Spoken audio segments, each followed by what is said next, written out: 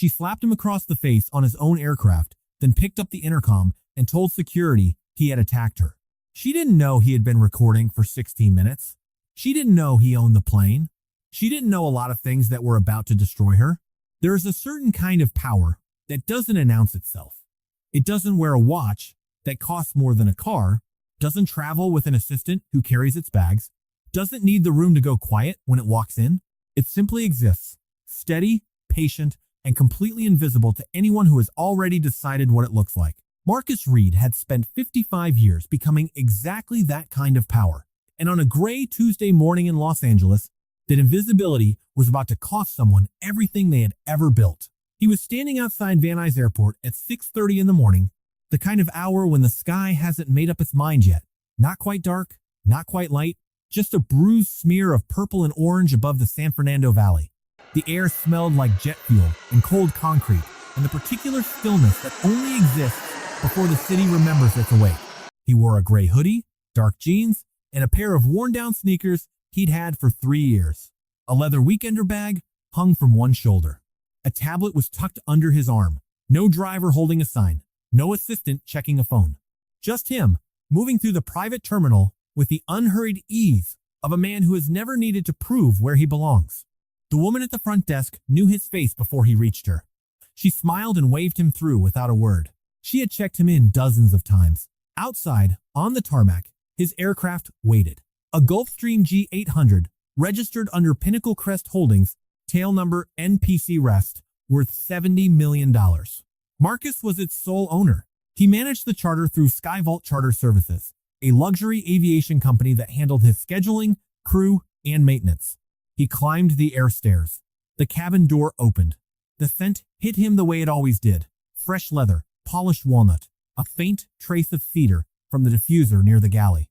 He settled into his usual seat, second row, window side, placed his bag on the seat beside him, opened his tablet, and began reviewing the acquisition documents he needed for Dallas.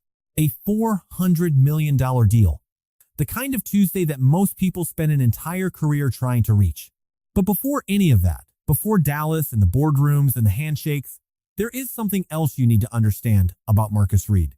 He grew up in Compton, California, in a 2-bedroom apartment where the walls were thin enough to hear every argument from the unit next door. His mother, Gloria Reed, worked as a flight attendant for 22 years. She was good at it, professional, composed, the kind of woman passengers remembered because she made them feel genuinely cared for. In 2001, she was fired. A senior crew member filed a complaint against her, claiming Gloria's attitude was incompatible with client expectations. What actually happened was simpler and uglier. Gloria had stepped between that crew member and a black passenger who was being spoken to in a way that no passenger should ever be spoken to. No one stood up for Gloria. The complaint was filed, the file was closed, she was gone within a month. Marcus never forgot. He built Pinnacle Crest Holdings from a single-room logistics office in Inglewood into a $5 billion empire, spanning logistics, defense contracts, and commercial real estate across 13 states. And when he needed a charter company to manage his fleet, he chose Skyvault, the successor company to the very firm that had taken his mother's career. He chose them deliberately because he wanted to know whether 20 years had changed anything. The G800's cabin was quiet in the way that expensive things are always quiet, insulated from the world outside by layers of engineering and money. Marcus had his headphones resting around his neck, his tablet propped on his knee, his coffee order already confirmed by the junior attendant who had greeted him at the top of the stairs. Her name was Sophie Grant. She was 28 years old, 7 months into the job, with quick eyes and careful movements, the kind of person who notices everything and says only what is necessary. She had recognized Marcus from the client profile the moment he boarded, had addressed him by name, had asked whether he preferred the window shade up or down. Sophie had retreated to the galley to prepare the pre-departure setup when the second crew member came aboard. Claire Walsh arrived at 6:52, which was not the time she was supposed to arrive, because she was not supposed to be on this flight at all. Her regular route had been canceled overnight due to a maintenance issue, and she had been reassigned to the Van Nuys charter at the last minute. She came in rushed, her uniform pressed, but her composure slightly frayed at the edges. The way a person looks when they've been moving too fast since they woke up. She dropped her crew bag in the forward storage compartment, took 3 seconds to smooth her hair back. The briefing tablet in the crew compartment had a client profile loaded for the charter. She saw it, registered that it existed, and left it unopened. She was already behind schedule. She walked into the main cabin. Before she boarded, in the parking structure outside the terminal, Claire had been on her phone. A 4-minute call to a colleague at a regular hub. The kind of call you make when you're irritated and you need someone to absorb it. Her phone was on speaker. Her thumb, without her realizing, had grazed the screen and activated the voice memo app. She said a number of things in those 4 minutes. She complained about the reassignment. She said she hadn't slept enough. And then, toward the end of the call, she said, "I hope it's not one of those flights where I spend 3 hours playing nursemaid to people who shouldn't be in first class." The memo app recorded all of it. It synced automatically to her cloud backup. Claire had no idea any of it existed. Inside the cabin, Marcus heard footsteps and glanced up from his tablet.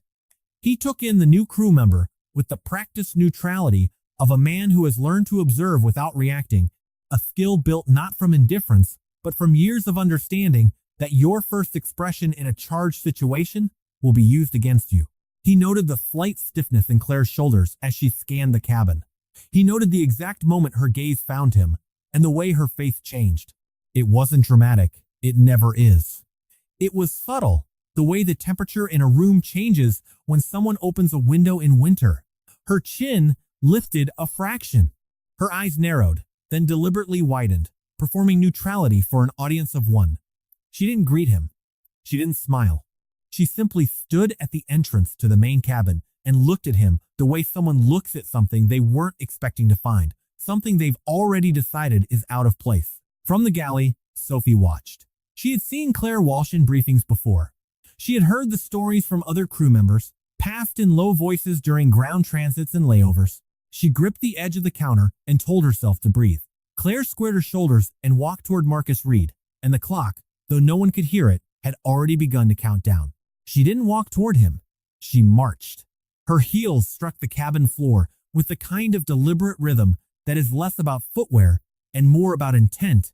Each step, a small announcement that she had already reached a verdict before she had asked a single question. She stopped directly in front of Marcus and crossed her arms. She did not say good morning. She did not say hello.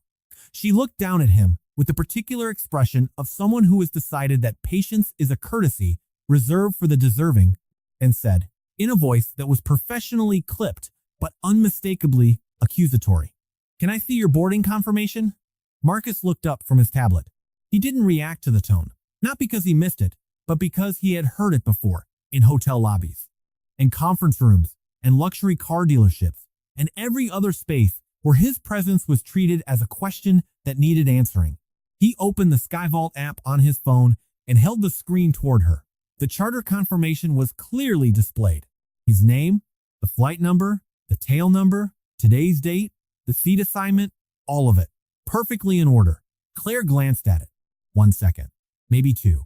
Then she tilted her head and let out a small exhale through her nose that wasn't quite a laugh, but was performing the same function. "This just shows a booking," she said. "It doesn't confirm you have authorization for this section." She said the words, "this section," with a precision that was almost surgical, separating him from the space around him with 2 syllables. Marcus set his phone down. When he spoke, his voice carried the specific quality of a man who has made peace with the fact that the world will frequently misread him, and has decided that this is the world's problem, not his. "I'm exactly where I'm supposed to be." Claire's jaw tightened. She shifted her weight, placed both hands on her hips. "Look, I'm sure there's been some kind of mix-up at the desk.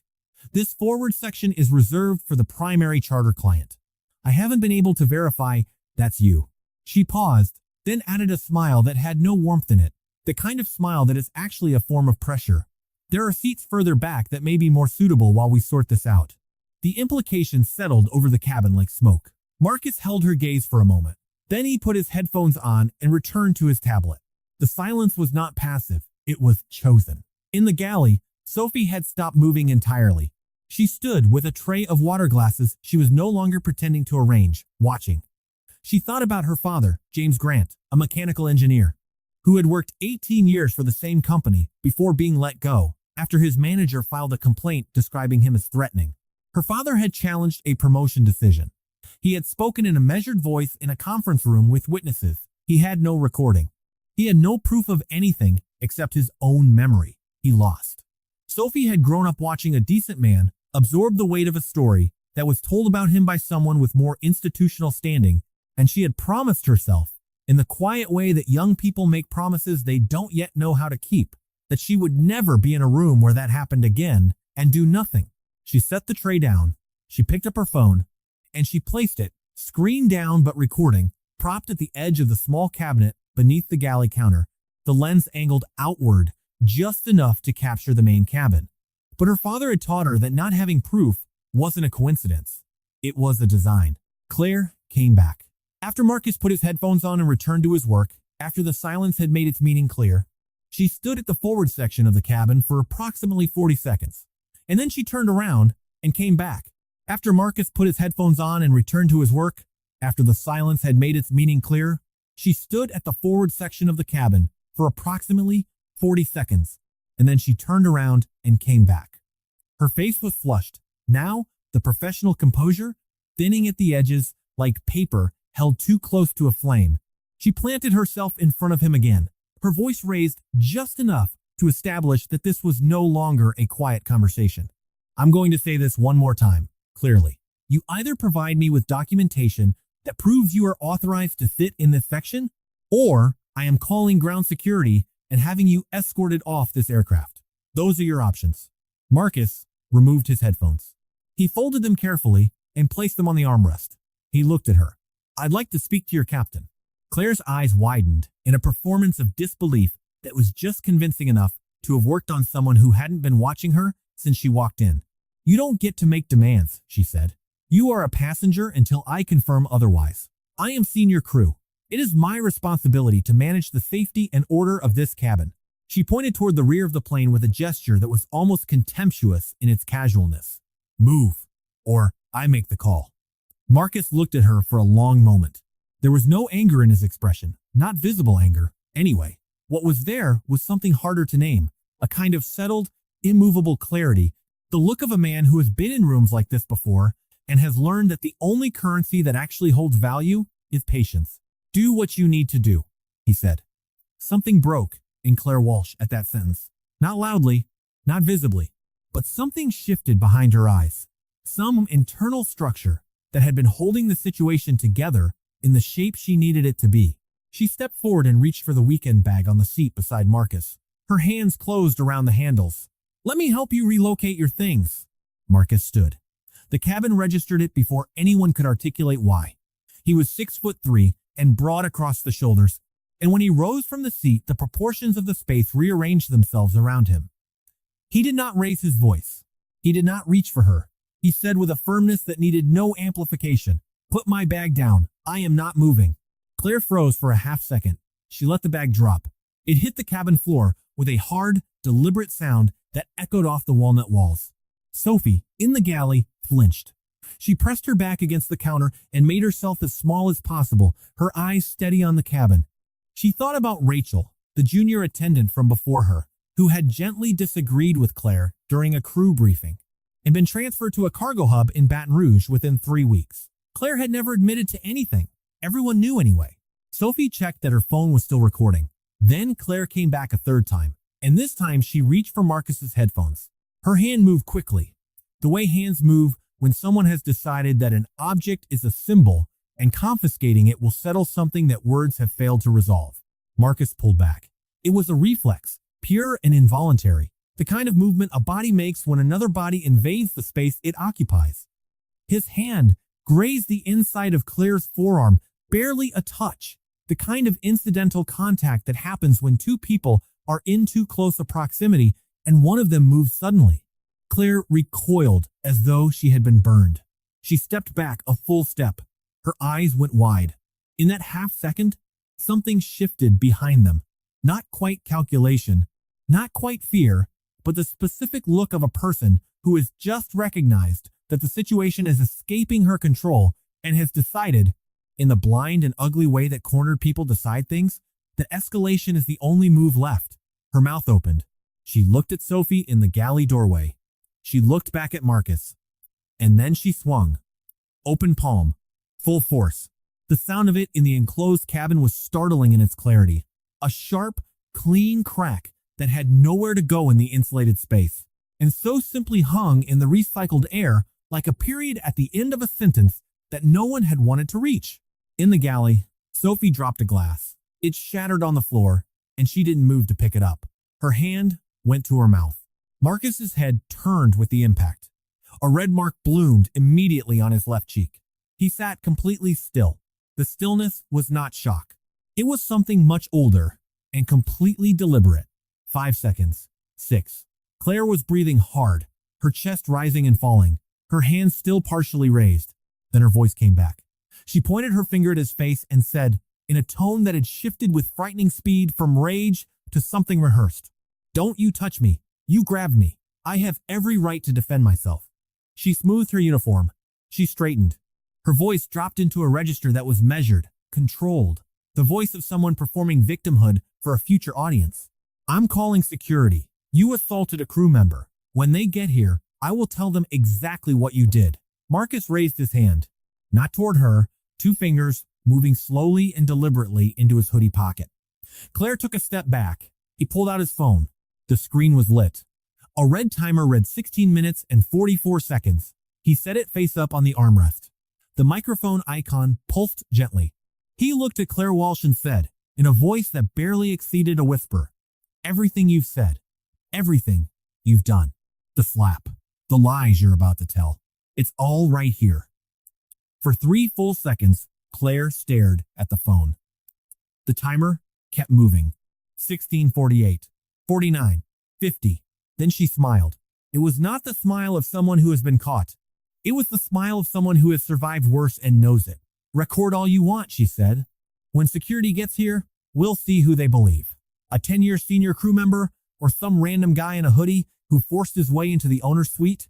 She turned and walked to the intercom panel by the galley, pressed the call button for ground operations, and began speaking in a voice that trembled with manufactured distress.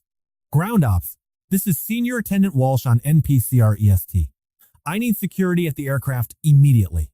We have an unruly passenger in the owner's suite who is refusing crew instructions." She paused, lowered her voice as though confiding something serious. "He became physically aggressive. He grabbed my arm. I feel unsafe." She released the button. She turned back toward the cabin. And Marcus Reed, who had been recording since the moment Claire Walsh first marched toward him, simply waited. The 2 security officers came aboard 2 minutes later. The first, Officer Craig Sullivan, carried the stillness of a man who has spent a career learning not to arrive at conclusions before the evidence does. The second, Officer Darnell Webb, had careful eyes that moved through the cabin quickly and took inventory of everything before he said a word. Claire intercepted them at the cabin door before they had taken 3 steps inside. She spoke quickly, hands moving, her voice carrying the trembling quality she had engineered for the intercom call. She described a passenger who had forced his way into a restricted section, refused all reasonable requests, and then grabbed her arm when she attempted to manage the situation. She pointed toward Marcus without looking at him. Sullivan listened. He nodded once. Then he walked down the aisle toward Marcus, who was seated, his tablet on his lap, his phone still recording on the armrest. "Sir, I'm Officer Sullivan, with Van Nuys Ground Security. Could I see some identification, please?" Marcus opened his wallet without hurry and handed over his driver's license. Sullivan looked at the photo. He looked at the name, Marcus Reed. He looked at it a half-second longer than routine, then stepped 3 feet away, turned his back to the cabin, and keyed his radio. The cabin was quiet enough that what he said was audible to everyone in it. "Ground ops, Sullivan. Need client verification on tail number November Papa Charlie Romeo Echo Sierra Tango. Confirm the owner-client on today's charter." The radio was silent. 10 seconds. 15. 20. Then it crackled back. "Sullivan, confirmed. NPC Rest is registered to Pinnacle Crest Holdings. Charter client on file for today's departure. Marcus Reed, CEO and sole owner of the registering company. He is the principal client." Sullivan lowered the radio. He was still for a moment that seemed to stretch. Then he turned, not toward Marcus, but toward Claire. He walked past her without speaking. He approached Marcus, and when he spoke, His voice had changed entirely. "Mr. Reed, I sincerely apologize for the disruption. Is there anything you need from us at this time?" And then Officer Darnell Webb stepped forward. He hadn't spoken since he'd entered the cabin.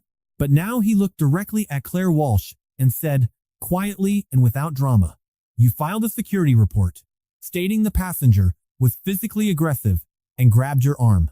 That report is a formal airport record." He opened a small notebook. "I'll need a full statement from you regarding those claims." Claire's mouth opened, closed. From the galley doorway, Sophie Grant stepped forward. She was trembling, her hands, her voice, the slight unsteadiness in her breath, but her feet were moving, and that was the thing that mattered. She looked at Sullivan and said, "I witnessed the entire interaction." Claire's head snapped toward her. "Sophie, don't!" Sophie kept her eyes on Sullivan. Miss Walsh approached Mr. Reed without reviewing the manifest. He showed her his booking confirmation. She dismissed it. She took his bag without permission. When he asked her to stop, she dropped it on the floor. She came back twice. The third time, she reached for his personal belongings. He pulled his hand away. He did not touch her. She struck him across the face. Then she called ground ops and reported that he had grabbed her. The cockpit door opened. Captain James O'Brien stepped out. He had been monitoring the security channel. He looked at the room for 30 seconds, long enough to understand exactly what he was looking at, and then he said, in a voice of military precision, "Miss Walsh, you are relieved of duty, effective immediately. 60 seconds to deplane." Marcus Reed looked out the window. He said nothing more. He had already said what needed saying. 3 words, quiet as a breath, final as a verdict. "Get her off my plane." The air stairs retracted. The cabin door sealed. And for a long moment, no one spoke. Not Sullivan, who had escorted Claire Walsh to the tarmac and was now completing his incident report with Webb on the ground below. Not Captain O'Brien, who had returned to the cockpit and was running his pre-departure checks with the focused efficiency of a man channeling his emotions into procedure. And not Sophie Grant, who was still standing at the edge of the main cabin with pieces of a broken glass on the galley floor behind her, and the residue of adrenaline making her hands shake in small, almost invisible tremors. She swept the glass. She made herself move, because movement was the only thing that kept her from fully processing what she had just done, and she was not ready to process it yet. The jet engines cycled up. The aircraft began its smooth, unhurried roll toward the runway. Sophie put a cup of coffee together, the way Marcus took it, which she had noted from the client profile, and carried it to his seat. Her voice, when she spoke, was barely above a whisper. "Mr. Reed, I'm so sorry for what happened this morning." Marcus had been looking out the window at the valley falling away below them. He turned and looked at her, really looked at her, the way people rarely look at someone who has served them something, and his expression, which had been composed and unreadable for the better part of an hour, softened for the first time. "Sit down for a second," he said. She sat across the aisle. Her hands were still. "Mostly, what you did back there," Marcus said, "took more courage than most people have." Sophie looked at her lap. "I almost didn't." "I know," he said. "That's what makes it count." She looked up. He was watching her with the kind of attention that makes a person feel genuinely seen, and she understood in that moment why people who had worked with this man for years talked about him the way they did. She told him about her father. Not all of it, but enough. The 18 years, the conference room, the complaint, the loss, the fact that James Grant had never raised his voice once, and it hadn't mattered. The fact that she had grown up understanding that in certain rooms, the story told about you by the wrong person will always be louder than the truth you carry in your own memory. Marcus listened without interrupting. When she finished, he said, "You didn't have anyone in that room." "No, you gave that to someone today." Sophie excused herself before the tears arrived. She went back to the galley and stood with her back to the cabin for a moment, pressing her palms flat against the counter and breathing slowly. Then she pulled out her phone and reviewed the video she had recorded from the galley cabinet. The angle was not perfect, but it was clear enough to show Claire approaching, to show the bag being dropped, to show Claire's hand reaching for the headphones, and to show, with complete and devastating clarity, the moment of the slap. She texted it to her personal email and then called her brother because she needed to hear a familiar voice before she figured out what came next. Marcus, in his seat, picked up his phone and dialed Raymond Cole. Raymond Cole had been Marcus Reed's attorney for 16 years, and in those 16 years he had learned two things about his client with absolute certainty. The first was that Marcus Reed was one of the most patient men he had ever known. The second was that Marcus Reed's patience was not the same thing as his forgiveness. "You're calling early," Raymond said. "Something happened." Marcus told him everything. He was concise, no performance in it, no anger heating the edges of his words, just facts, delivered in sequence, with the recording timestamp referenced where appropriate. Raymond was silent for 10 seconds after Marcus finished.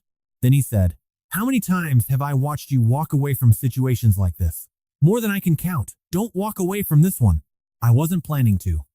By the time the Gulf Stream crossed the Nevada border, Raymond had deployed 5 parallel lines of action. A criminal complaint filed with the Van Nuys Airport Police, the full audio and video recording attached as primary evidence.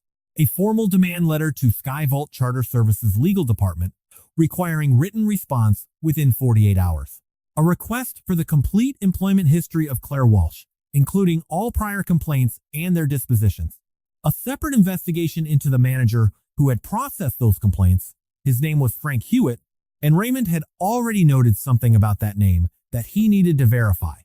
And a formal notification that Pinnacle Crest Holdings was reviewing its charter management contract, $15 million annually, SkyVault's largest single client relationship.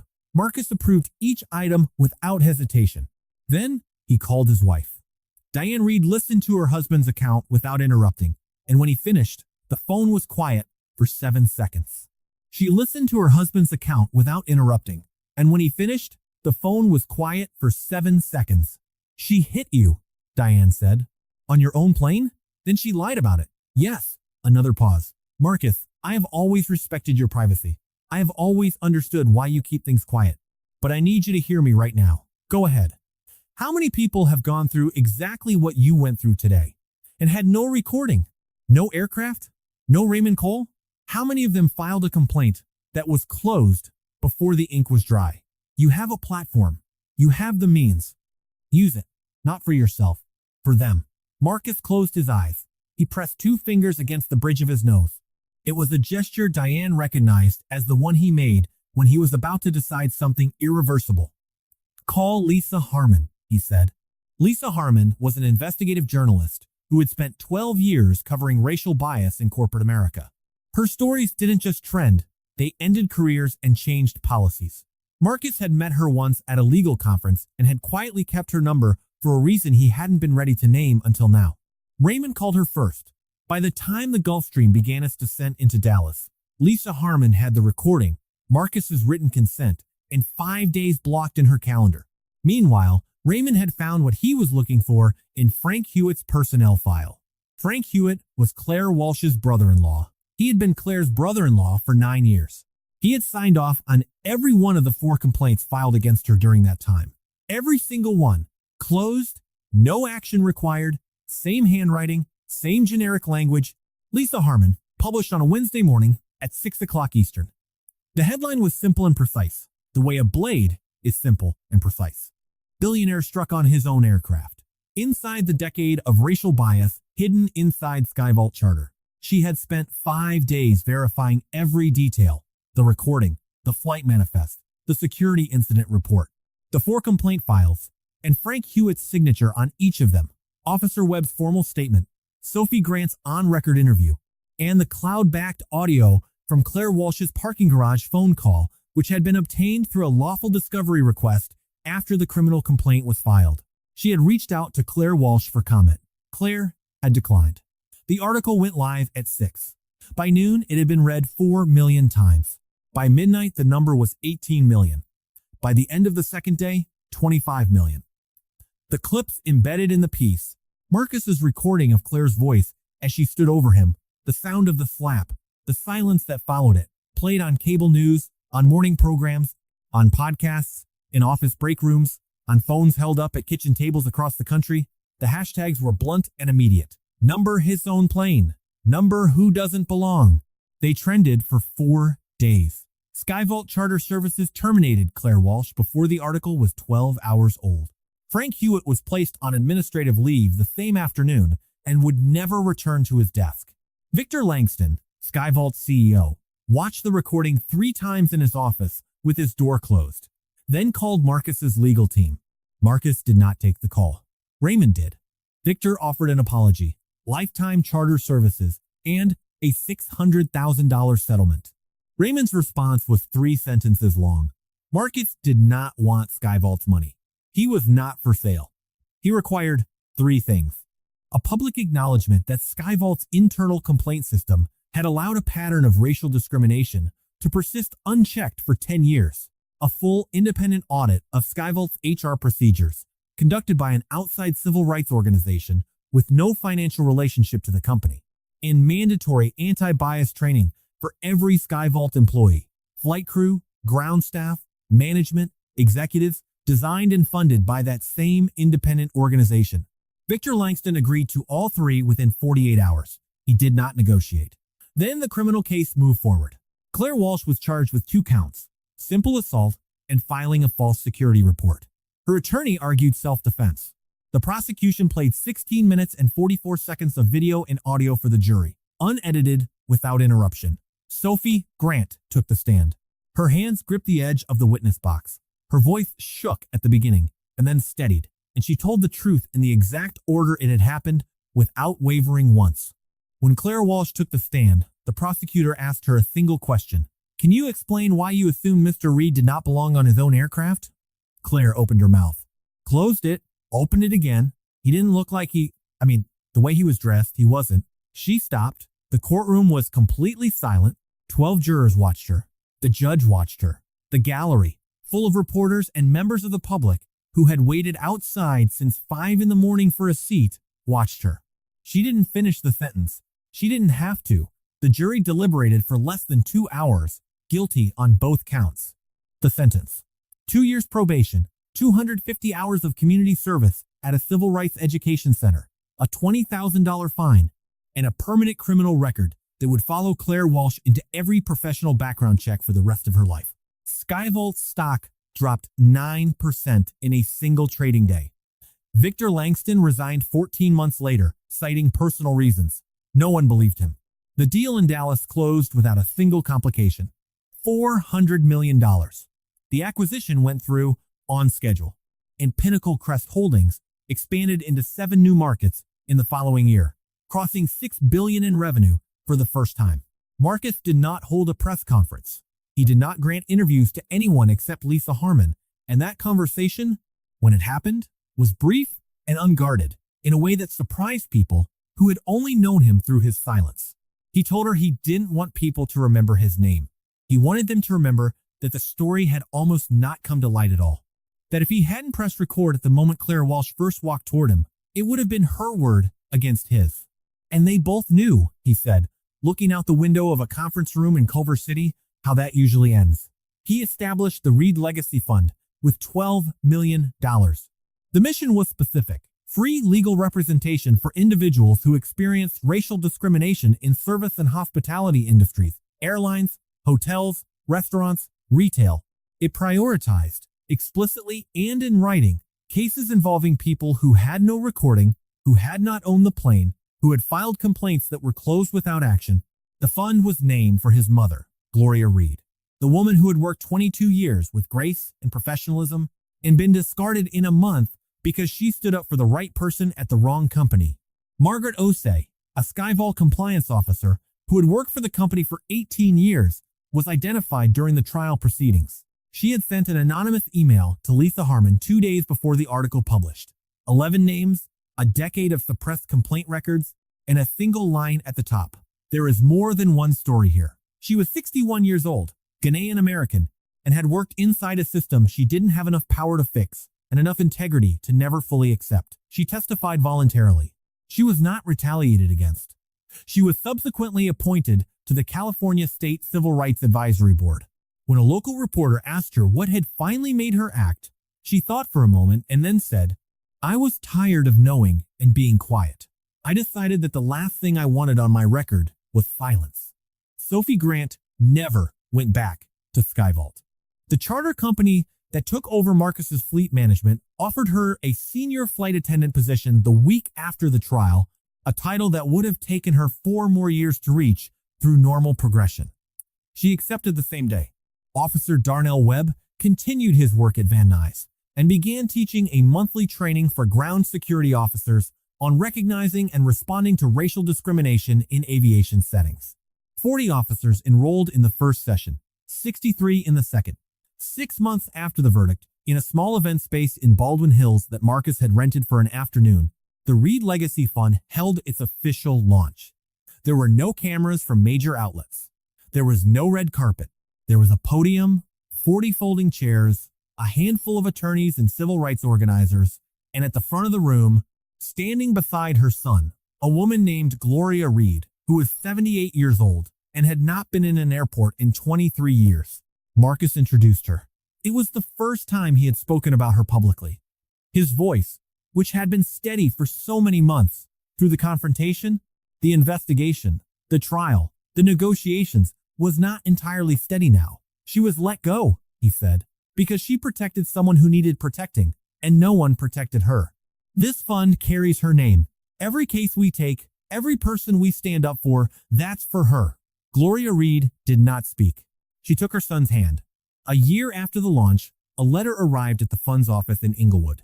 It was handwritten, on plain white paper, the handwriting slightly uneven, as though the person had stopped and started several times before finishing.